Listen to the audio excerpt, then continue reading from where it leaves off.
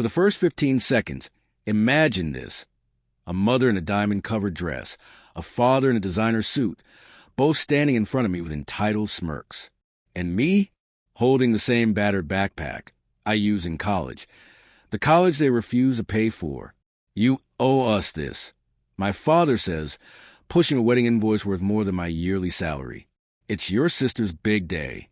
In that moment, something inside me shifts. They don't know it yet, but this time, I'm not the one they get to walk over. I'm Alex, the child who wasn't worth the investment. When I begged for help with tuition, my parents told me, figure it out yourself. We're not wasting money on a degree you might fail.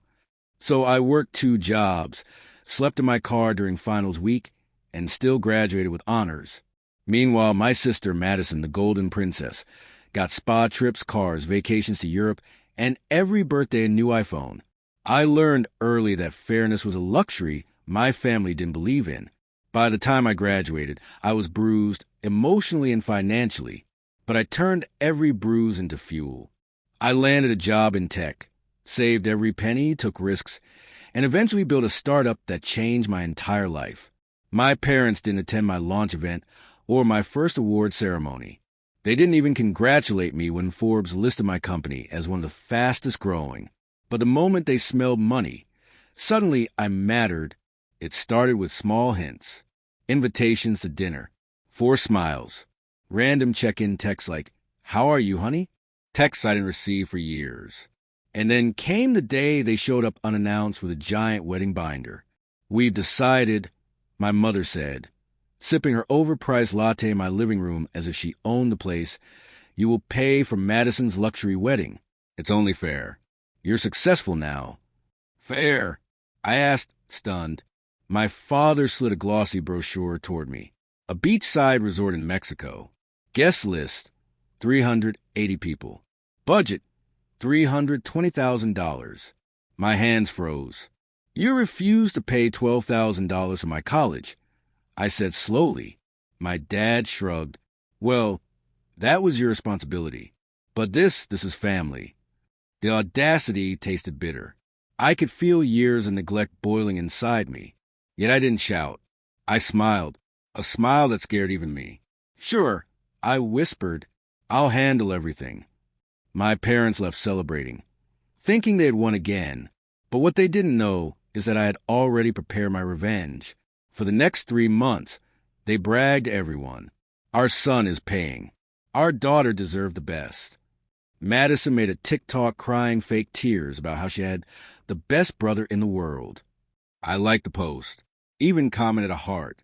They bought dresses, shoes, luxury decor, fully confident I'd foot the bill. 2 weeks before the wedding, the resort manager called my parents. They were expecting final payment. My mother, acting like royalty, told them, my son will pay. He's rich. But the manager replied, your son canceled everything. Silence. A kind of silence you can feel in your bones. They called me immediately, screaming, cursing, threatening. I calmly said, oh, that? I canceled it because I found something better suited to our family's financial values. What does that mean? Madison hissed.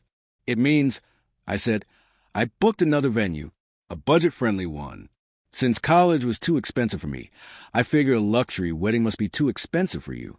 The day of the wedding arrived. They showed up at the address I sent them. A small, worn-out community hall with peeling paint and buzzing fluorescent lights, folding chairs, $2 store balloons, a DJ who looked like he hadn't slept in 3 days.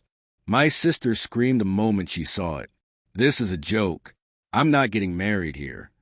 Oh, but you are, I said with a smile, because there's no refund.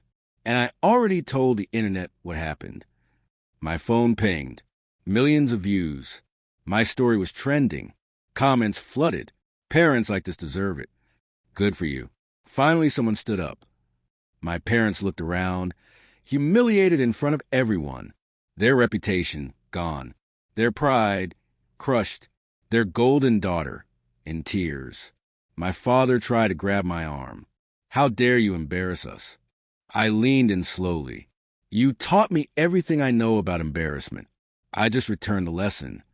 Madison's fiancée tried to whisper something, but she stormed out, canceling the wedding entirely.